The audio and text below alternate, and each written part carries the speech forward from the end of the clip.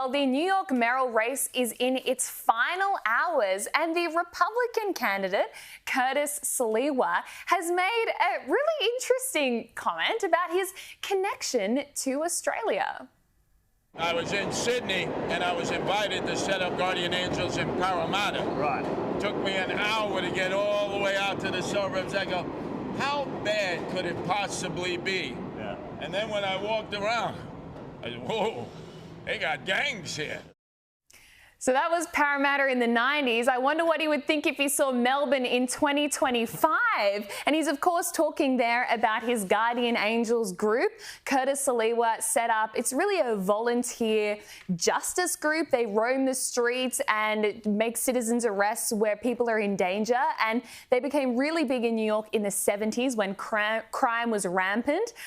And they're still around. That's the red beret that he was wearing. But I reckon Curtis Sliwa, post-New York mayoral race, please come to Australia and set up a branch of the Guardian Angels in Melbourne because you are desperately needed. Well, we've already got sort of variations of this happening in the suburb of Malvern in Melbourne. There was a story about a month ago, 30 dads. They call themselves the Dad's Army, and they get in their cars and they patrol the suburb at 2:30, 3 a.m. in the morning. And they're doing so because they said there's been so many break and enters in the area. That's the only way they can keep their suburbs safe. And then earlier in the year, there were stories about body corporates of various estates in Melbourne's suburbs hiring their own security to, again, mitigate against break and enters. So it's not as cool as the Red Beret Guardian Angels, but there's variations of that starting to take place as citizens say, we just don't believe the police are able to keep us safe. We'll do it ourselves. Oh, I'm sorry, Dad's Army. I just can't get the sitcom out of my head, to be perfectly Yeah, it doesn't exactly make you feel that much safer, does it? You go, oh, here, Mr. Hitler. Yeah.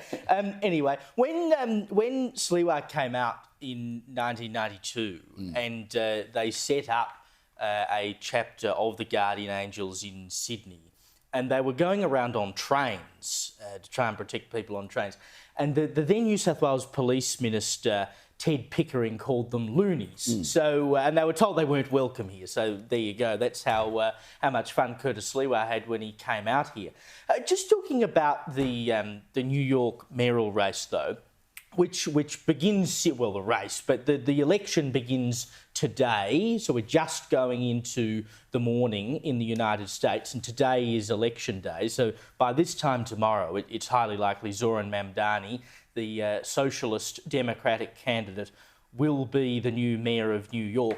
I don't understand why Sliwa didn't pull out of this race, because essentially what will happen is you'll have a portion of Republicans who will vote for Andrew Cuomo, who is the sort of disendorsed Democrat, because that's the best chance of putting up someone to fight off Mamdani. But you'll have a core of Republicans who will just refuse to vote for Cuomo, and they'll go and vote for Sliwa instead, which splits the vote, which almost guarantees Mamdani that he's going to become the mayor of New York. Why couldn't Sliwa just put his valour aside and say, for the good of New York, I've got to get out of this so that potentially Cuomo could beat him? Yeah, but at the same time, why couldn't the Democrat establishment find someone better than Andrew Cuomo as their candidate? I mean, during COVID, he diverted elderly people from hospitals, put them in aged care homes, infected thousands, something like 12,000 people died as a result of this decision.